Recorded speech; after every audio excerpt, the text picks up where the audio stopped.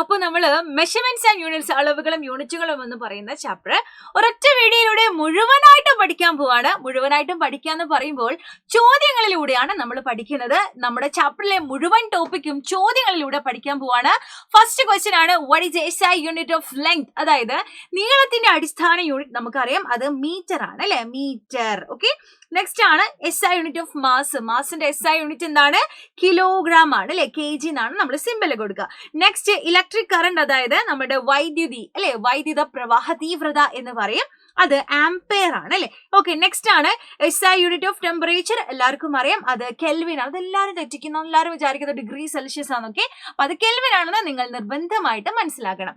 അടുത്ത ചോദ്യമാണ്, what is least count and what is a least count of a metre scale? അതായത് least count എന്ന് പറഞ്ഞാൽ എന്താണ്? അതായത് ഒരു ഉപകരണം ഉപയോഗിച്ചിട്ട് നമുക്ക് അളന്നെഴുതാൻ പറ്റുന്ന ഏറ്റവും ചെറിയ അളവിനെയാണ് നമ്മൾ അതിന്റെ ലീസ്റ്റ് കൗണ്ട് എന്ന് പറയാം. അപ്പൊ നമ്മുടെ കയ്യിൽ ഒരു സ്കെയിൽ ഉണ്ടെങ്കിൽ ആ സ്കെയിൽ ഉപയോഗിച്ച് നമുക്ക് അളന്നെഴുതാൻ പറ്റുന്ന ഏറ്റവും ചെറിയ അളവ് എന്ന് പറയുന്നത് അതിൽ കാണുന്ന ഏറ്റവും ഈ കുഞ്ഞു വരയാണ് അല്ലെ, ഇതിന്റെ ഇടയിലുള്ള നീളമാണ് നമുക്ക് അളന്നെഴുതാൻ പറ്റുന്ന ഏറ്റവും ചെറിയ അളവ് എന്ന് പറയുന്നത്.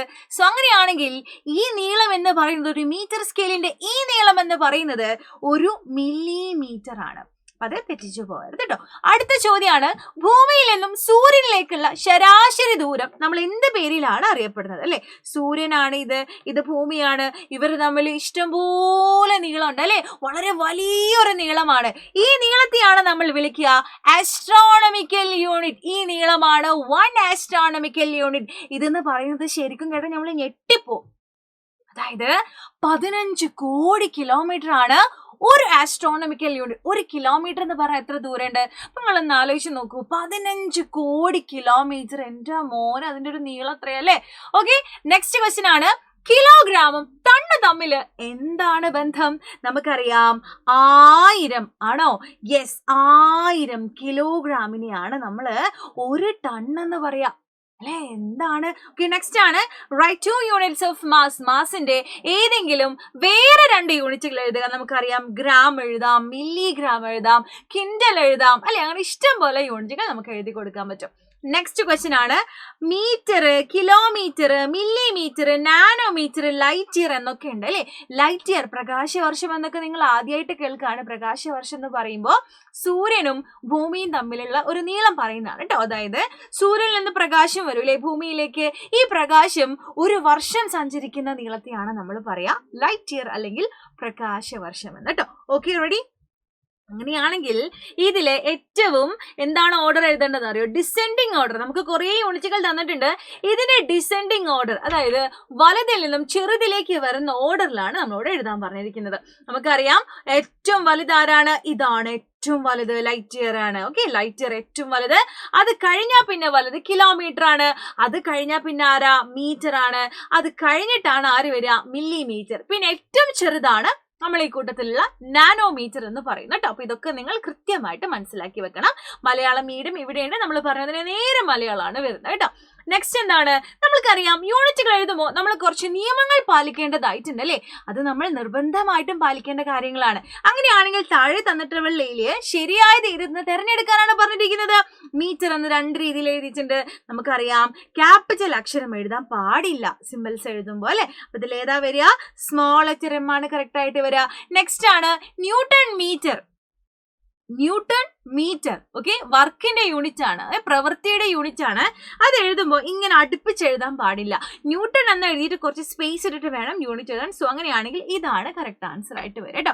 ഇതൊക്കെ നമ്മളോട് ചോദിക്കുന്ന ചോദ്യങ്ങളാണ്, നമ്മൾ ഉറപ്പായിട്ട് മനസ്സിലാക്കി വെക്കണം. ഇങ്ങനെ എഴുതാനുള്ള കാരണം എന്താണെന്നുള്ളതിന്റെ ഒരു എക്സ്പ്ലനേഷൻ ദാ ഇവിടെയുണ്ട്. അപ്പൊ ഇത് നിങ്ങൾ ഉറപ്പായിട്ട് മനസ്സിലാക്കി വെക്കുക. ഇതൊന്നും നിങ്ങളുടെ ടെക്സ്റ്റ് ബുക്കിൽ എക്സ്പ്ലനേഷൻ ഇല്ല. ഓക്കെ, അപ്പൊ ഇത് മനസ്സിലാക്കി വെക്കണം കേട്ടോ. റെഡി? അടുത്തതാണ് റൈറ്റ് 2 അല്ലെങ്കിൽ write 4 examples for derived quantities. വിൽപ്പന അളവുകൾക്ക് 4 എക്സാമ്പിൾസ് എഴുതാനാ പറഞ്ഞിരിക്കുന്നത്. എന്തിനാ 4 ആക്കുന്നത് അല്ലെ? നമുക്ക് ഇഷ്ടം പോലെ എഴുതാൻ പറ്റും. ഏരിയ, അതായത് പരപ്പളവ്, വോളിയം വ്യാപ്തം, സ്പീഡ് ഡെൻസിറ്റി, ഫോഴ്സ് ബലം, അങ്ങനെ ഇഷ്ടം പോലെ എക്സാമ്പിൾസ് നമുക്ക് എഴുതി കൊടുക്കാൻ പറ്റും. അടുത്ത ചോദ്യമാണ് നമ്മുടെ ഫണ്ടമെന്റൽ ക്വാണ്ടിറ്റീസ് ആണ് അല്ലെ. ഹൗ മെനി ഫണ്ടമെന്റൽ ക്വാണ്ടിറ്റീസ് ഉണ്ട്? അതായത് അടിസ്ഥാന അളവുകൾ എത്ര ഉണ്ട് നമുക്കറിയാം, അത് 7 പേരാണ് അല്ലെ. അവരെ പേരും അവരുടെ യൂണിറ്റുകളൊക്കെ എഴുതാനാ പറഞ്ഞിരിക്കുന്നത്. ഇതാണ് ആ 7 പേര്. ഇവരുടെ യൂണിറ്റുകൾ ഉറപ്പായിട്ടും നിങ്ങളെ മനസ്സിൽ വേണം, അവയുടെ സിമ്പിൾസും ഉറപ്പായിട്ടും വേണം. ഓക്കെ, നമുക്കറിയാം നീളത്തിൻ്റെത് മീറ്റർ ആണ്, അതിന്റെ സിമ്പിൾ ആണ് സ്മോൾ ലെറ്റർ എം കൊടുത്തിരിക്കുന്നത് അല്ലെ. മാസിന്റെ ആണെങ്കിൽ കിലോഗ്രാം, kg ആണ്. സമയം സെക്കൻഡ് ആണ്, S ആണ്. ആൻഡ് ഇലക്ട്രിക് കറണ്ട് അതെന്താണ്, ആംപെയർ ആണ്, A എന്നാണ് കൊടുക്കുക. താപനില പറയുമ്പോൾ ടെമ്പറേച്ചർ, അതായത് കെൽവിൻ ആണ്. നെക്സ്റ്റ് പദാർത്ഥത്തിന്റെ അളവ്, എമൗണ്ട് ഓഫ് സബ്സ്റ്റൻസ്, അത് മോൾ ആണ്, സിമ്പിൾ MOL ആണ്. നെക്സ്റ്റ് പ്രകാശ തീവ്രത, കാൻഡില, CD എന്നാണ് കൊടുക്കുക. അപ്പൊ 7 പേരെ നമുക്ക് പഠിച്ചു വെക്കാൻ ചിലപ്പോൾ നമുക്ക് ബുദ്ധിമുട്ടുണ്ടെങ്കിൽ അതിനുള്ള ഒരു കോഡാണ് മെറ്റൽ. എന്താണ് മെറ്റൽ കേട്ടോ, മെറ്റൽ അല്ല മെറ്റൽ. അപ്പോഴേ നിങ്ങൾക്ക് ആ 2T ഓർമ്മ വരുള്ളൂ. 2T വന്നിട്ടില്ലെങ്കിൽ ആകെ മൊത്തം ടോട്ടൽ പ്രശ്നമായി പോകും. So M for mass, E for electric current, T for time, T for temperature, amount of substance, length. അപ്പൊ നിങ്ങൾ മനസ്സിലുണ്ടാവും. അപ്പൊ ഇതൊന്നും ഓർഡറിൽ പറയണ്ടേ, ഇത് ഓർഡറിൽ പറയുന്നു വേണ്ട, 7 പേരെ മിസ്സാവാതെ ഓർത്ത് വെച്ചാൽ മാത്രം മതി കേട്ടോ. അത് ഉറപ്പായിട്ടും ശ്രദ്ധിച്ചു വെക്കാം. അടുത്ത ചോദ്യമാണ്, express following in SI unit. നമുക്ക് തന്നിരിക്കുന്നതിനെ SI യൂണിറ്റിൽ എഴുതാനാ പറഞ്ഞിരിക്കുന്നത്. ഇതെന്താണ്, 1 മിനിറ്റ്. മിനിറ്റ് സമയമാണ് അല്ലെ. സമയത്തിന് എന്ത് ചെയ്യണം, അതിന്റെ SI യൂണിറ്റിലേക്ക് മാറ്റണം. നമുക്കറിയാം അല്ലെ, 1 മിനിറ്റ് അത് മിനിറ്റ് ആണ്. അപ്പൊ അതിന്റെ SI യൂണിറ്റ് സെക്കൻഡ് ആണ്. ഓക്കെ, അപ്പൊ എങ്ങനെയാ സെക്കൻഡിലേക്ക് മാറ്റുക, നമ്മൾ എന്ത് ചെയ്താൽ മതി, ഇൻറ്റു 60 ചെയ്താൽ മതി അല്ലെ. അപ്പൊ 1 × 60 ചെയ്യുമ്പോൾ 60 സെക്കൻഡ്.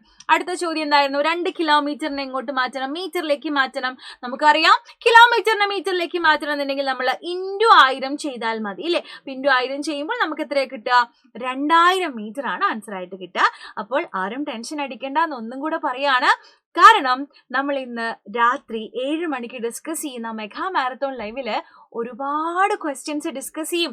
അതൊക്കെ ചെയ്ത് കഴിഞ്ഞിട്ട് നിങ്ങൾ നാളെ എക്സാമിലേക്ക് പോകുമ്പോൾ നിങ്ങൾക്ക് ഈസി ആയിട്ട് ടപ്പേന്ന് പറഞ്ഞിട്ട് എഴുതാൻ പറ്റും. സോ കൺഗ്രാറ്റുലേഷൻസ്, നിങ്ങൾ വിജയിച്ചിരിക്കുന്നു ഇപ്പോൾ തന്നെ. ഓക്കെ, സോ മക്കളെ, ഇത് നിങ്ങളുടെ ചോദ്യമാണ്. ഇതിന്റെ ആൻസർ നിങ്ങൾ താഴെ കമന്റ് ചെയ്യുക. അപ്പൊ നമുക്ക് രാത്രി കാണാം.